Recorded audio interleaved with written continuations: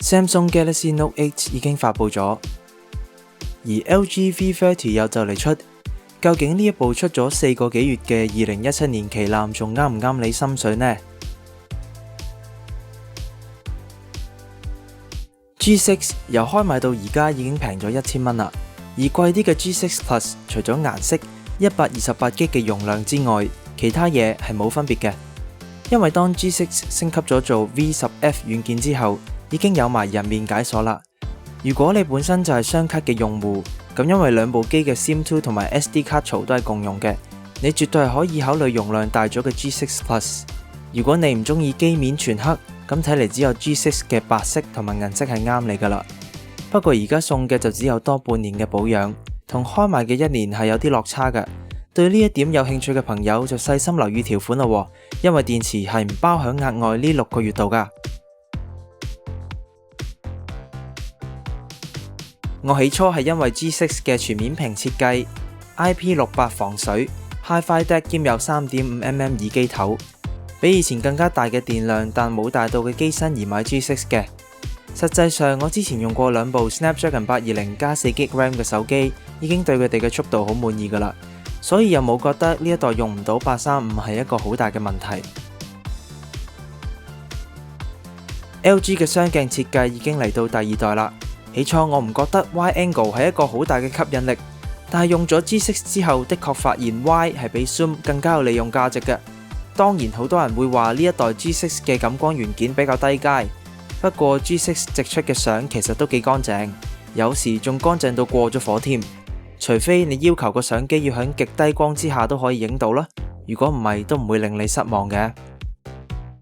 不過 G6 嘅相機對我嚟講有幾個缺點：對焦慢、4K 片嘅細節比較少，同埋 Wide 鏡係冇 OIS 嘅。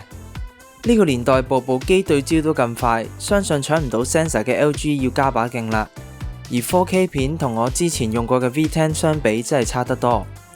仲有 LG 嘅前鏡頭一路都係冇乜進步噶，雖然仲有 Wide Mode 可以影多啲人，不過如果大家少自拍就唔緊要啦。如果係中意打機嘅你，希望 G6 俾你嘅感受會好好嘅話，咁我可以同你講，呢一代 G6 響某啲需要高效能嘅情況，例如打機、上網期間都好似會變慢咗咁樣嘅。另外唔係每一款遊戲都可以完美咁顯示到，睇嚟都係要等優化。電量嚟講，比我目前用過嘅 LCD 系列手機都好嘅，但係對比 AMOLED 嘅手機，始終都係冇咁長氣。其實電量同你用嘅網絡供應商關係好大噶。只要收得唔好就會食電啲，當然你嘅使用習慣都有影響啦。G6 聽落去始終都係同 DAP 爭少少嘅，不過以一部手機嚟講 ，G6 就已經交足功課啦。目前市場嘅旗艦機就只有 G6 係有齊 Military Standard 810G 加 IP68 呢2個認證，但係當然通過軍用測試係唔代表唔爆 mon 嘅。如果你跌得唔甘嘅話，都可以叫繼續用嘅。而響 LG 嘅外國官網有提到 G6 係有通過鹽霧測試㗎，而且響高溫同埋低溫嘅環境都可以捱得耐少少。呢部機嘅指紋解鎖確實係比其他機慢少少，不過勝在一掂就解到鎖啦，而且位置合理。如果可以再快啲就更加好啦。至於 Face Unlock 啦，大家就忘記咗佢啦。同部分廠一樣 ，G6 而家仍然係 Android 7.0，但係根據 LG 嘅往績，通常年尾一升就會上8.0噶啦。希望今年嘅更新速度會保持到啦。講翻個18比9 mon， 其實佢嘅闊度同一部5.2寸嘅手機係差唔多嘅，所以唔會話好唔習慣嘅。就係響 YouTube 之下播16比9嘅內容係冇辦法自己 crop 做 full screen 噶。而 HDR10 同 Dolby Vision 對我呢個冇睇開 Netflix 嘅人嚟講係冇乜用嘅，我主要享受嘅都係呢部機嘅側邊框帶嚟嘅快感。好多外國嘅 YouTuber 都話 LG 嘅 UI 唔靚又唔好用，我諗真係見仁見智啦，但我相信唔係難用嘅。而 Samsung 嘅 TouchWiz 都出咗名會拖慢部機，咁因為我手上係冇 Snapdragon 835嘅機嘅關係啦。我揾咗一條835版嘅 SX 同埋 G6 嘅速度比較，大家可以感受下噶。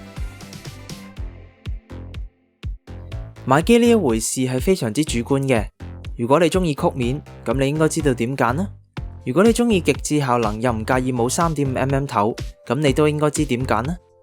如果你中意時不時拍0.12秒慢動作，又需要一個 3.5mm 頭嘅話，又中意睇下 4K 片嘅話，咁你都應該知點揀啦。今年幾大旗艦都防水，究竟大家係咪真係需要防水呢？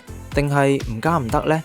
如果唔介意冇防水，又冇 2K 級別嘅 mon， 兼且128GB 唔插卡都夠你用，仲希望可以有8GB RAM， 咁你可以考慮 3.5mm 可能會慢慢消失，全面屏嘅設計又可能會一街都係，換電已經成為旗艦機嘅過去，雙鏡嘅潮流又以變焦為主導，究竟 LG 嚟緊仲有冇生存空間呢？作為 G6 用家嘅我，呢一刻都幾滿意嘅，但係你呢？記得諗清諗楚啦。